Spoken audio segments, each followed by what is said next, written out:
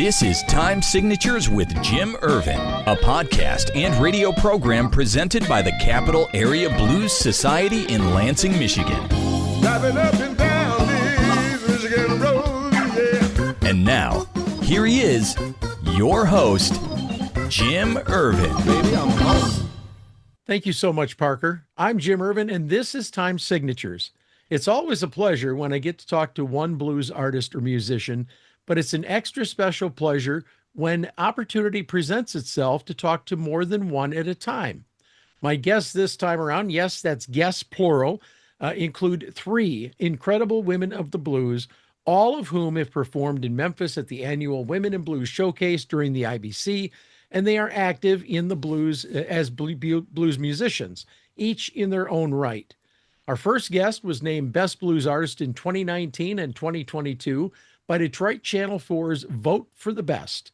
She and her band won the 2023 Blues Brawl in Lansing and represented the Capital Area Blues Society the following year at the IBC in Memphis. She returned to Memphis after winning the 2024 Blues competition for West Michigan Blues Society, and she's a two-time 2025 Michigan Music Award winner. Lexie Blue, welcome to you. Thank you. Good to be here. Our next guest is lead vocalist for Gina and Johnny, the band, and the band was actually formed in 2022. Now, the band is comprised of some amazing talent, including Northern Kentucky Hall of Famer Johnny Fink. The band was a semifinalist at the 2025 International Blues Challenge, and their debut CD, Free Your Soul, has received worldwide airplay and critical acclaim. Gina McCann, welcome to you. Thank you so much. Thank you for having me. You Good are to be welcome. And finally, this woman of the blues has been passionate and started singing at the age of just 5. In 2004, she formed her first cover band, Naughty, that's Nawty, and rapidly gained prominence in the music scene locally. She later shifted her focus to the blues, and in 2019, she headed off to Nashville to record a blues EP. Well, today, as part of a powerhouse blues rock band called The Hunters, Mandalyn is once again making a name for herself, but this time it's in the blues. Mandalyn, welcome to Time Signatures.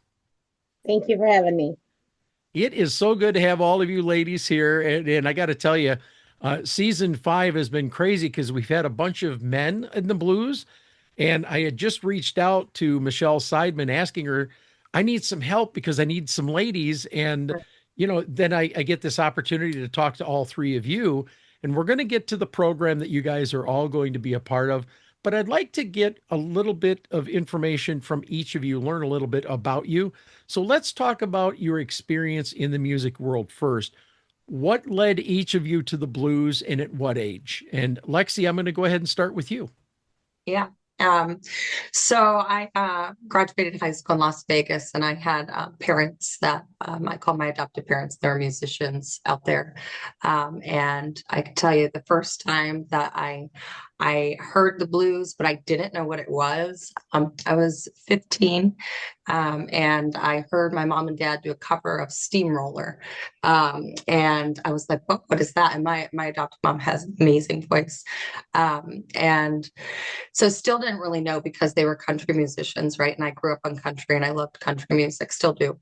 But it was really when I moved back to Michigan from Las Vegas, and I was just on YouTube, and I heard Geneva Magnus. There was like this video on the side, and I was like, oh, she's wearing a cheetah dress. I wear cheetah dresses. So I clicked on the video, and I heard it was Geneva Magnus. She was singing a cover of Bitter Pill from Annie Lennox, at a blues festival. I was like, what is this? And it was just like, so then I just kept clicking on a bunch of videos of her, and then I saw Danielle when she was with Trampled Underfoot, and she was just like singing in a park with her two brothers, like under a pavilion. And so those were like my two biggest influences, and like what really got me into the blues. And I know they're not like the most people's idols, but like it's like contemporary blues, like that's what got me into it. So, and then of course Coco Taylor is like one of my faves. But I have to tell you, I can relate to that because I love Danielle. The very first song that I heard by Tuff was Fog. Okay. I was Mhm. hooked. That was it. I was done. I Yeah. had to go find the album, which was very, very hard to find, but I did find a CD copy of it. And if you ever get a chance to hear Trampled Underfoot, man, Danielle Nicole and her brothers just absolutely kill on those albums. Yeah. Mandolin, over to you. How about you?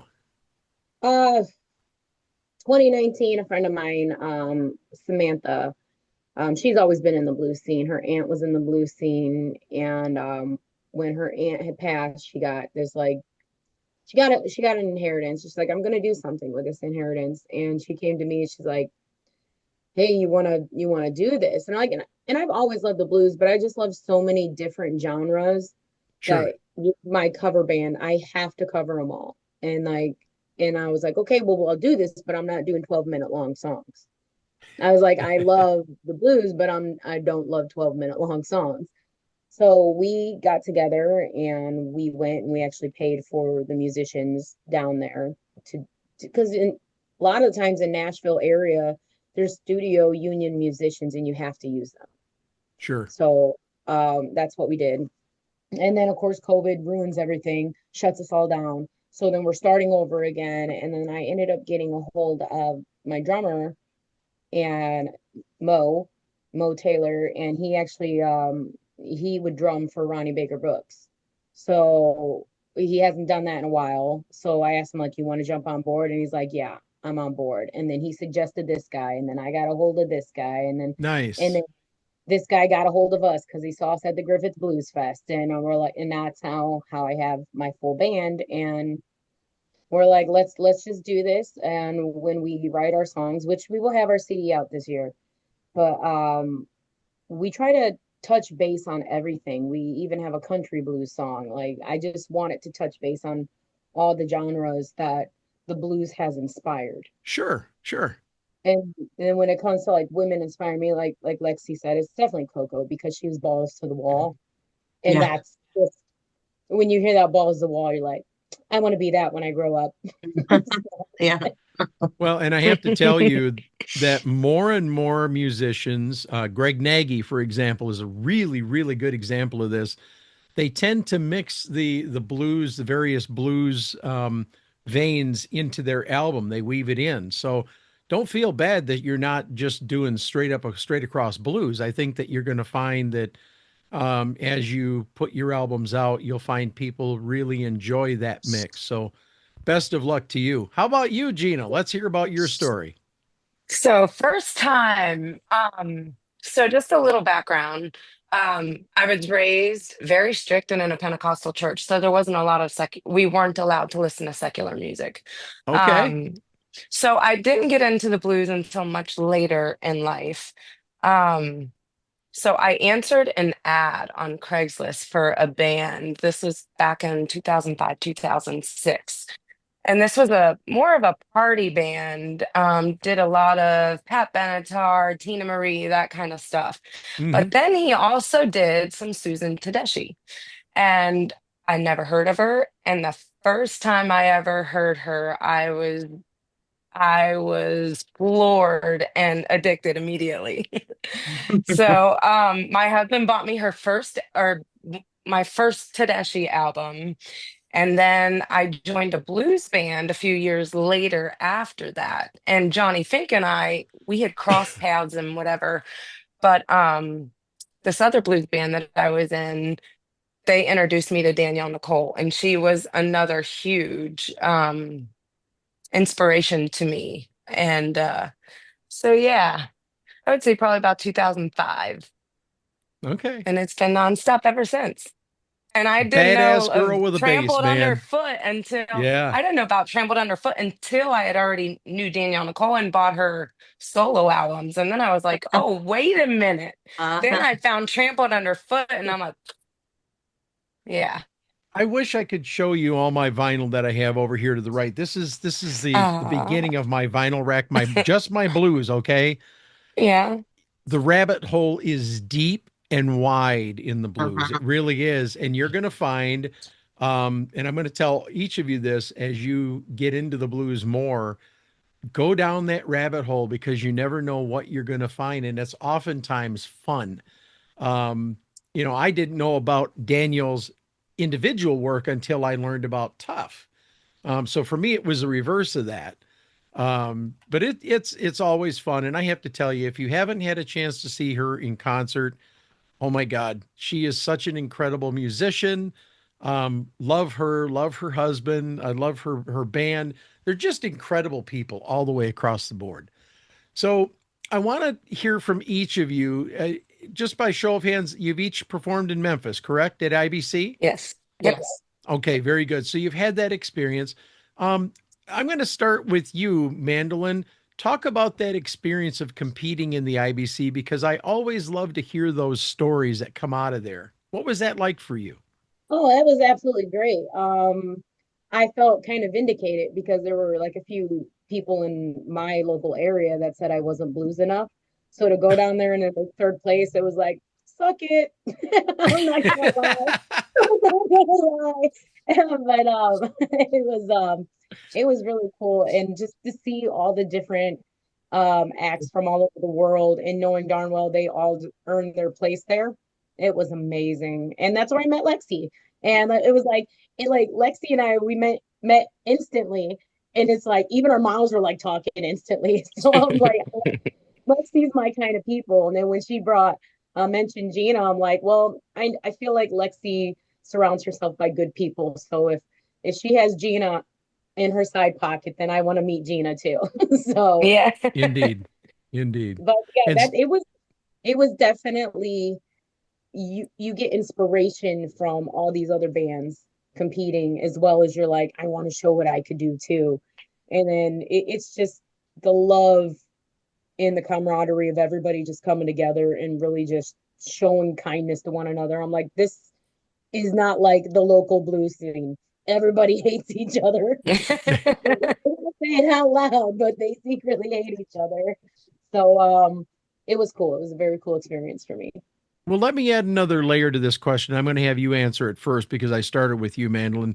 Um, Talk about that competition. I mean, when you're competing and you're seeing the best of the best from around the world. This is not local. This is not national. This is global. Does that push your game up just a little bit too? I don't let it get in my head. I just say we're here. We brought our originals. We're doing this with our originals, win or lose, But does and it we're just. push your game up just a little bit, do you think? I think it pushes the guys' game up more. Me, I'm very like Okay. honest and relaxed until stage time, and then I don't let things get to my head. I want to just relax because I Sure. think if I were to let it get to me and I worried about it too much, if I got on stage, I would worry about it way too much and expect perfection and not fully give myself because I was so, Yeah. mistakes happen and that's part of a live show. Right. And sometimes those mistakes could be good mistakes. So that's why, yeah, does it push me? Yeah. But I still like to stay like this the whole time. I try to Okay. stay like this until the stage. All right, Gina, how about you? What was that experience like for you? When was it? Man, it was incredible. So I have only been, I think both, I don't know how many times these girls have been there, but Johnny, my guitar player, had been there previous times. But for me, it was my first time.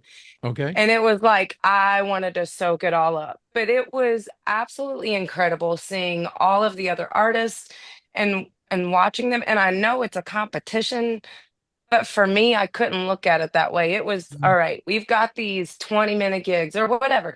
I'm gonna go up there and I'm gonna do, and kind of like what Mandolin said too, I can't get in my head. It is what it is, and what happens on stage is what happens on stage. Like I can't get in my head too much about it.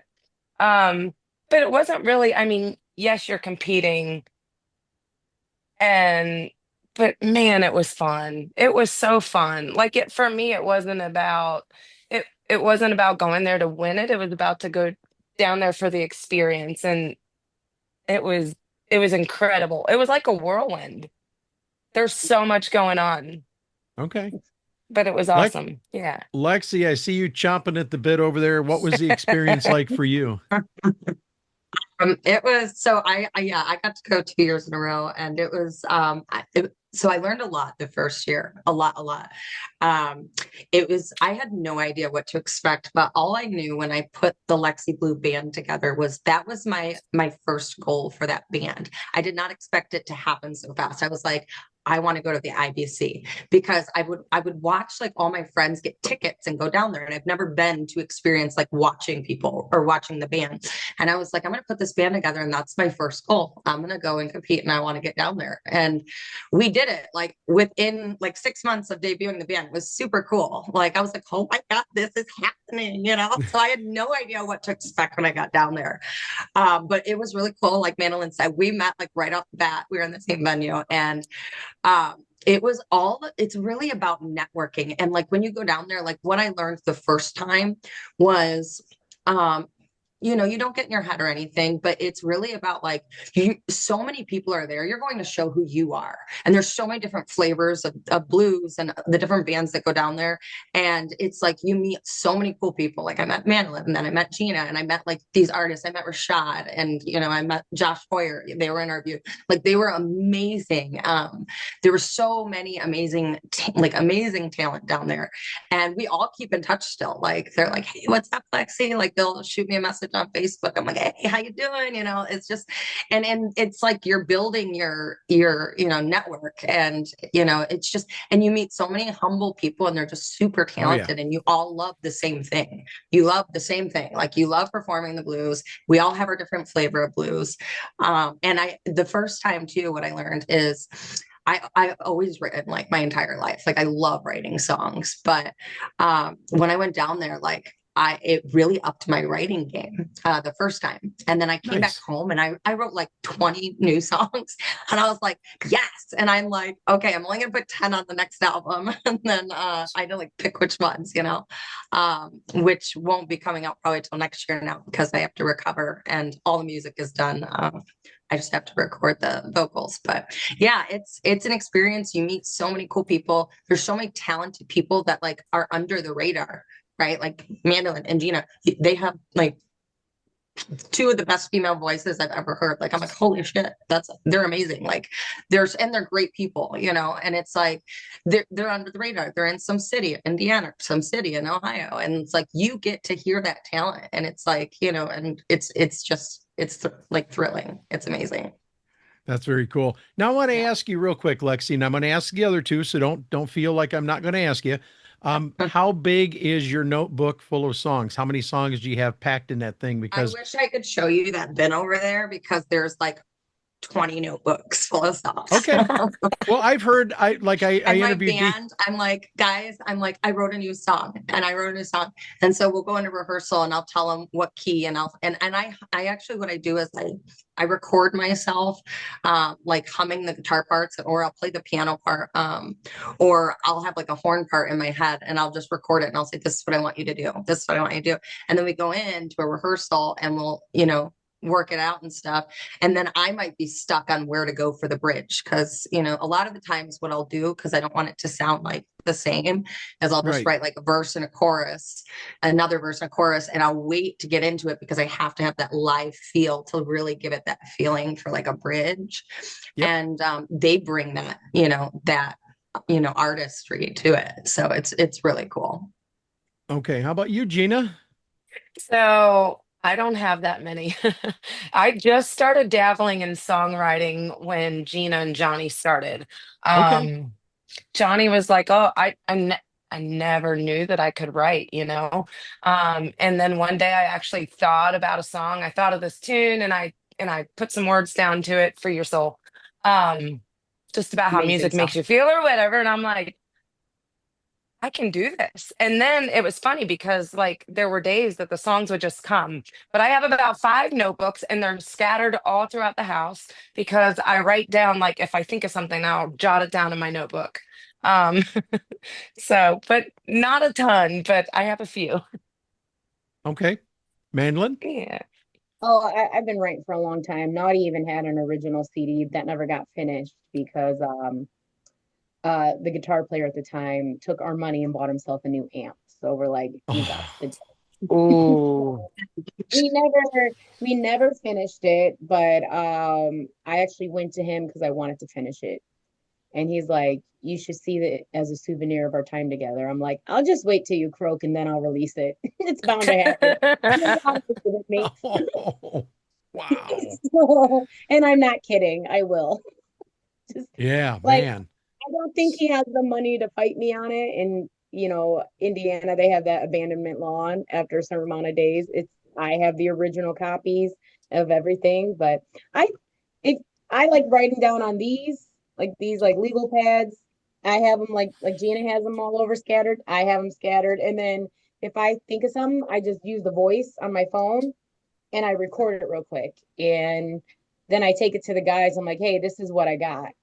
This is my idea. And then they help me build it. So Very what's cool cool. about them is I make sure we're all on that song together because Sure. it is a collaborative thing that we're doing. Yeah, the only reason that I ask you ladies that question is because when I interviewed DK Harrell, he talked about having like 350 songs in notebooks, much like yourselves, all over the place. Just, whenever he caught the urge or he used an app on his phone.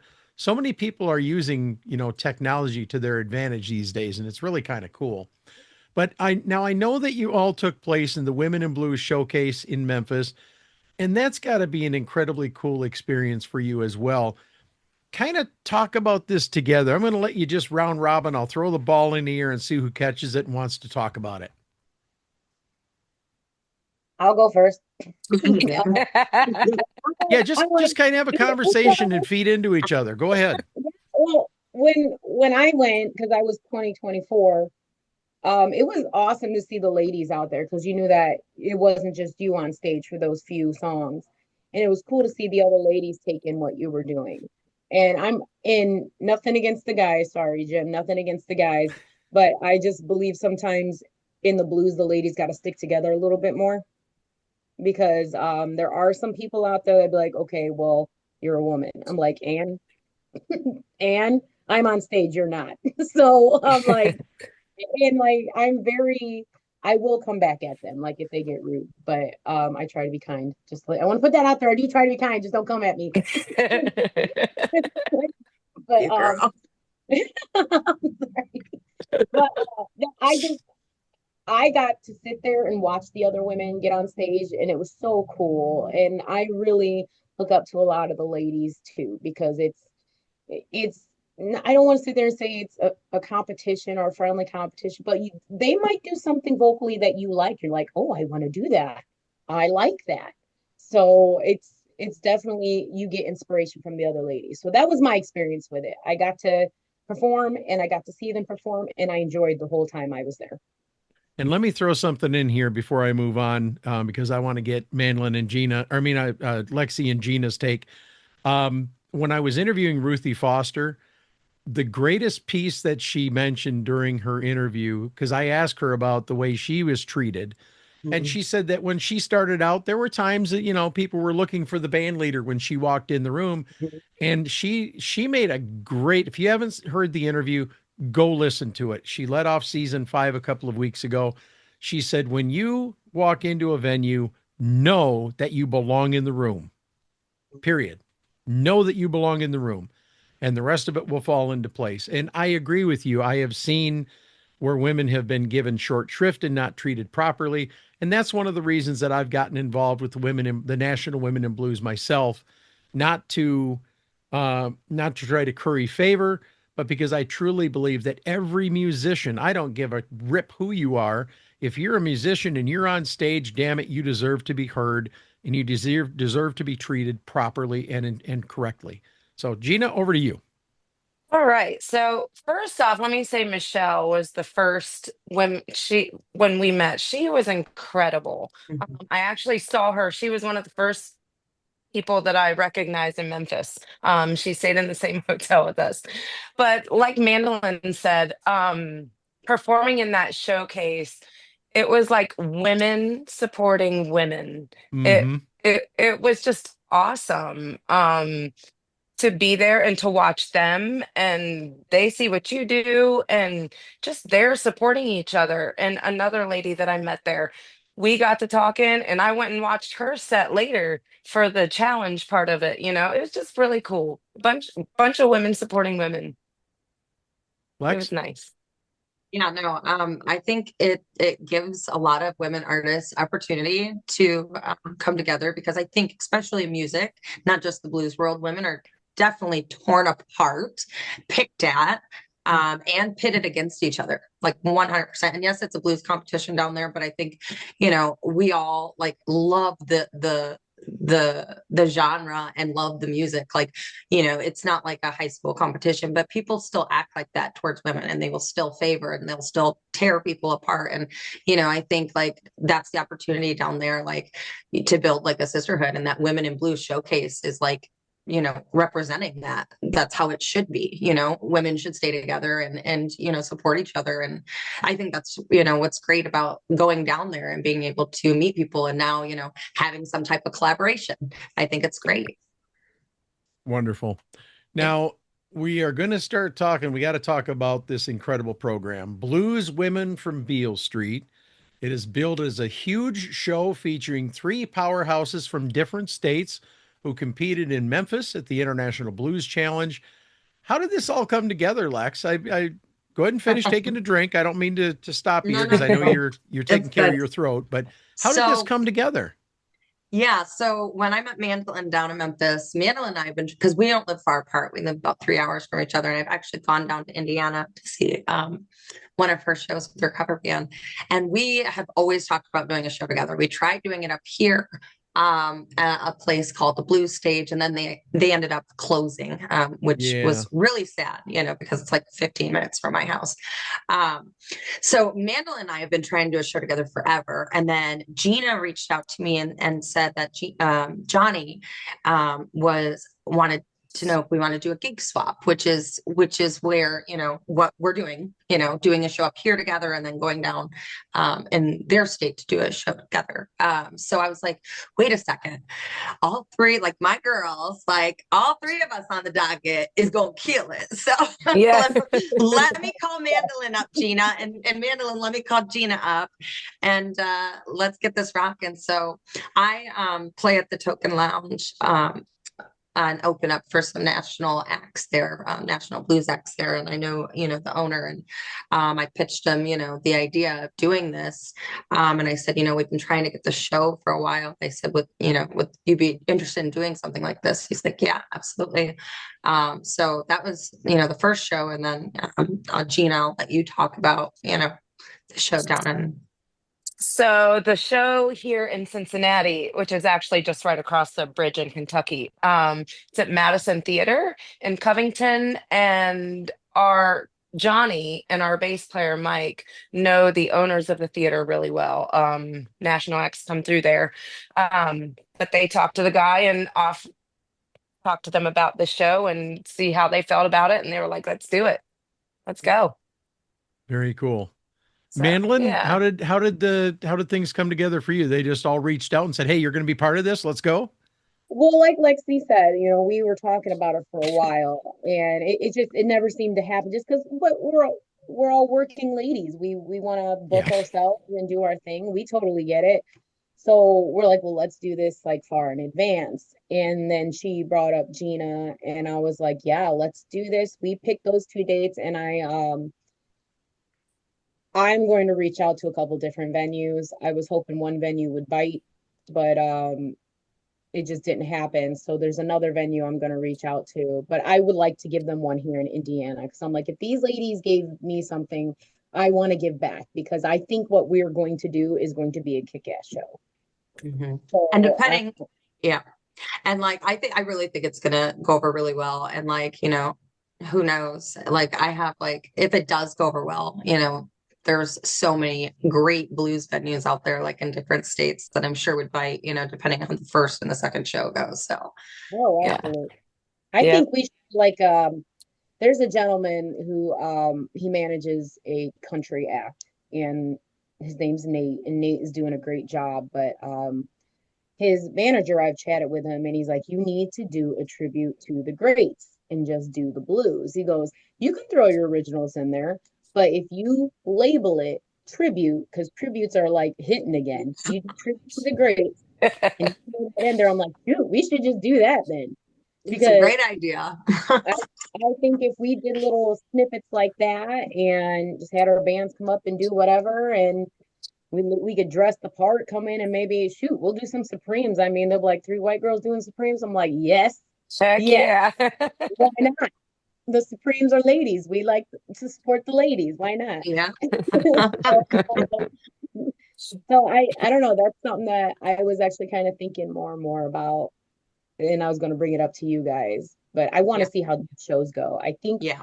my heart tells me they're going to go great, and I hope this could Mine be something too. that we can Mine too. continue. Yeah. So that'd be fun. So Okay, so the other thing that I was going to ask you is if this goes well, this is something you would like to see grow and repeat in other parts of the country. So that's in the absolutely. works, possibly. For me, Yes. yeah. Yes. Absolutely. Oh, so that you got all three of you. All right. Well, let's talk about the Come dates. to the And shows, yes, everybody. No. let's talk about the dates. We need to hear about those, and there's more than one. So who wants to give us the information on the dates and the locations? So the Yeah. first one is October 3rd, and that's here in Cincinnati. Okay. That is at Madison Theater. You can find the tickets at madisontheater.com. Doors are at 6:30 and shows at 7:30. Okay. And then the second one is November 7th, and that is in Westland, Michigan. And doors open at 7 o'clock, and the show starts at 7:30. And you can go to tokenlounge.com to get your tickets, or we have an event out there on all of our Facebook pages. If you go into the event, there's a ticket link right there. It's on my website, lexiblue.com. There's many places you can go and click the link to get your tickets. And tickets start at about $25 per person. Thank you. I was going to ask that, and I will apologize to all three of you ladies right now because Lexie invited me early on to come out. I was actually going to come out and shoot the show, and then when I found out the date, that is the night that Joe Bonamassa is going to be at the Fox Theater, and I've already got a press credential, so please forgive me. I will not be there. In my defense, last November, I was part of the Women in Blues showcase that was held at the Token Lounge. There were two shows, one at the Token and then one down in Three Rivers. I was at the Token show, and there's pictures of me. You can go check them out on the internet, me dressed up in a blue tuxedo. And I was dressed to the nines, man.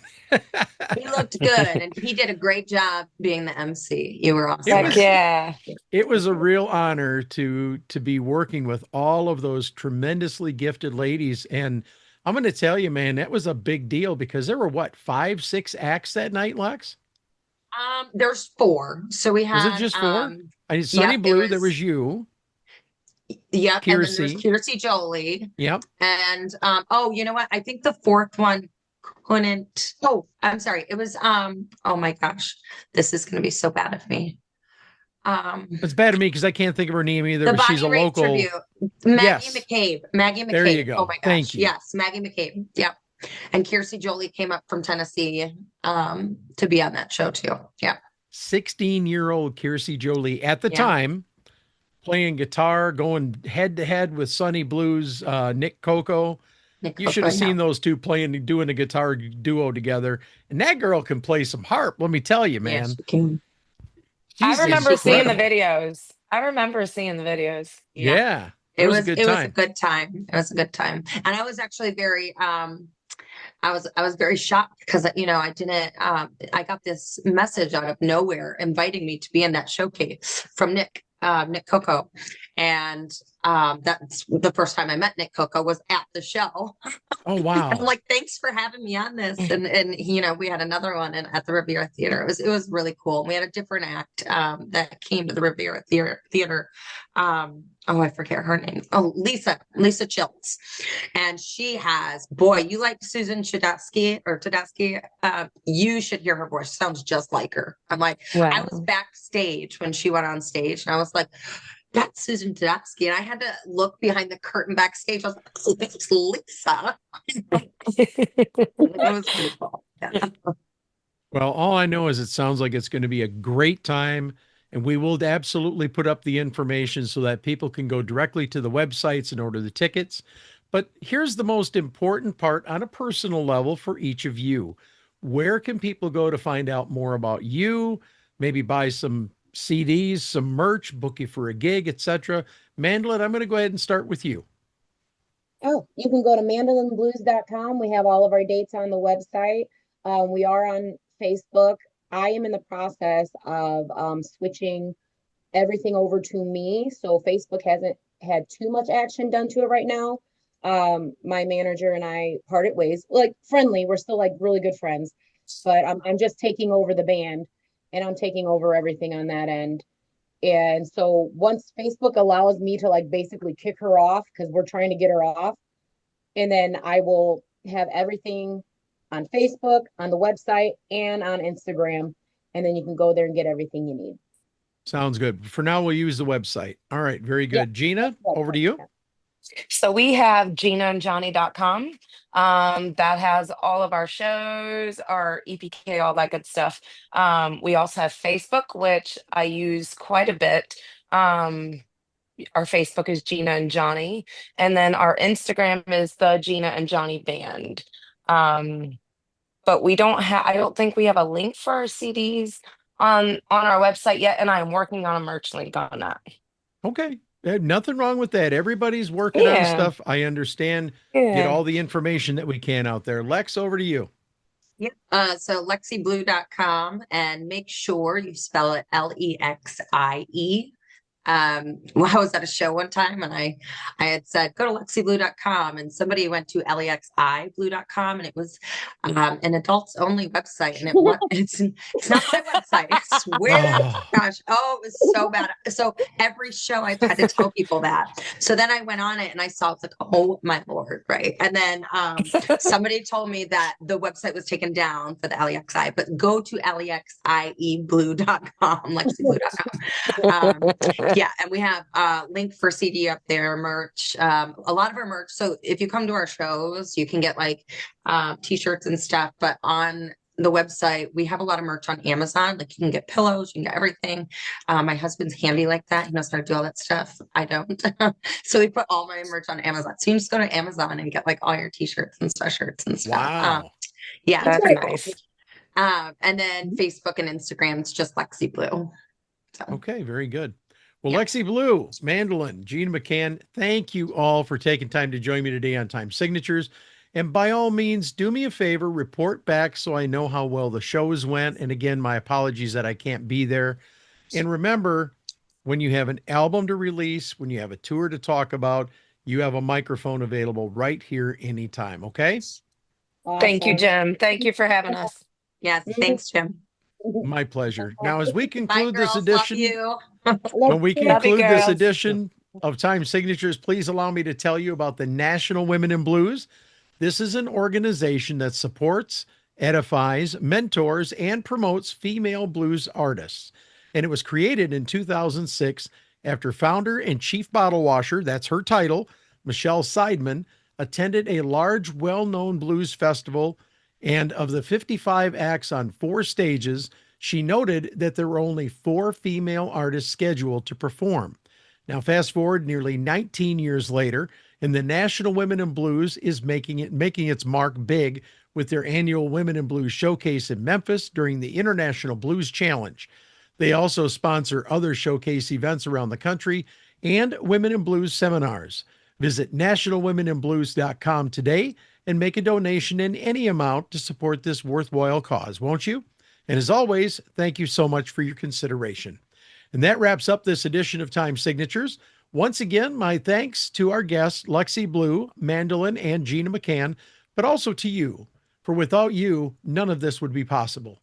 Jim Ervin reminding you, keeping the blues alive is everyone's responsibility, but preserving the history of the blues, one story at a time, that's my mission. Until next time, so long, everybody.